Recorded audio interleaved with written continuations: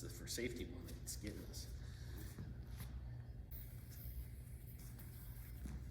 Hey, what's that on your hand? Oh, this is Yo-Yo Factory Atlas Yo-Yo. It's awesome. No, I know what the yo-yo is. What is on your other hand? Oh, it's my yo-yo glove. Why do you need a yo-yo glove? For safety. I understand. Yo-yos are disgusting. I would not want to touch one directly. No, it's to prevent friction burns from the string. You don't have to make stuff up. Look, when you become an adult, do they give you the other 2 fingers to the glove?